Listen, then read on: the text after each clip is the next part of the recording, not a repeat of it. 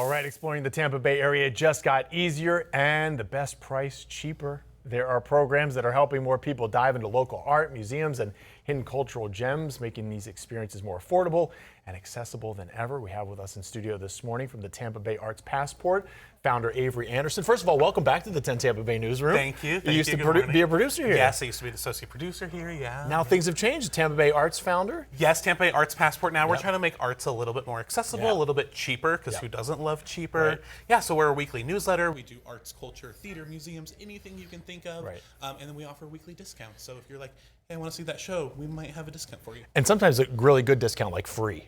Free events every once in a while, too. Those are great, especially in the summertime. A lot of these can be indoor events as well. Let's talk about this weekend. We have a lot going on. Yeah. So this weekend we have the Tampa Fringe International Festival. It is ending this weekend, so this is your last chance.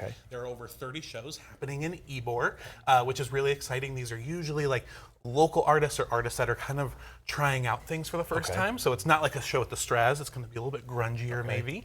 We also have Juneteenth celebrations this weekend. So over in St. Pete at the studio at 620, we have Legacy of Legends, which is a Motown show. And what I love about that, it's all local artists too. So if you want to see local artists singing Motown music, it's a great option. Are these indoors, outdoors? What are these events usually? So these, well, we have a little bit of both. These are indoors. Okay. If you want something outdoors, Rock the Block. Juneteenth celebration is coming up. Tomorrow night is the Cultural Couture Ball at the Garden Inn in Riverview. And then Saturday, they have the big Raymond James celebration. So that's outside. That's what Mike was talking about. DJs. Yeah. Lots of things going on. There.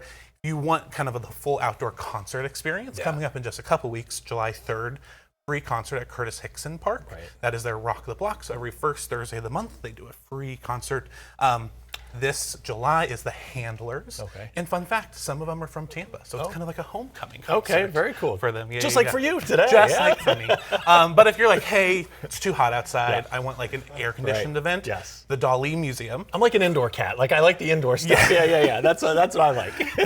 So the Dali Museum might be up your alley. They just opened a new exhibition. Tell me about that. Outside In. So they partnered with the Shine Mural Festival in St. Pete to bring back 13 Shine artists to create murals inspired by the Dali. So these are massive, and I got to check it out, and it was just so interesting because normally you see like just artwork on the walls.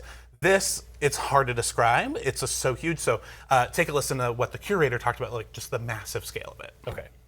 We don't often use the entire wall. When we hang art in here, usually we do it at eye level, and we very rarely bring it up to the 18-foot high. So it's this. Everyone's going like this and looking around. So that's a new way to experience this space, and I think just the scale of that and sort of being enveloped by the color and the texture of each mural is it's really wonderful to watch people respond to them.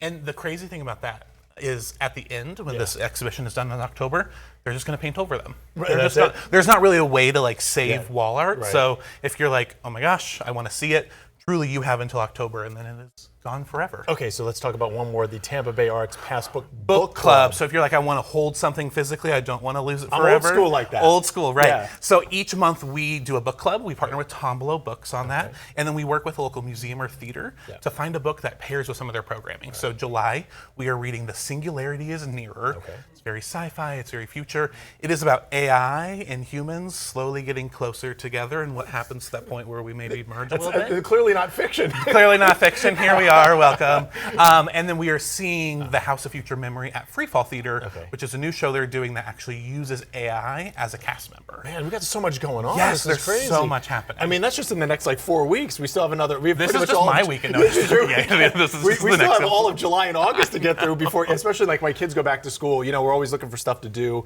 Like, you know, when they were little, we were always looking for like the aquariums and all this other stuff we could go to inside or outside the zoo or things like that. But there's so many other cultural arts programs you can get them kind of incorporated into. And Tampa Bay has so much that's why we're here. We do a weekly newsletter. You can sign up at tbartspassport.com. That way every Friday morning you just get right in your inbox. You don't have to work for it. Perfect. Or you can follow you on Instagram follow as well. Us on Instagram, TB Arts Passport as well. Oh man, they got so much going on. That's great. All right, Avery Anderson, thank you so much for joining us this morning.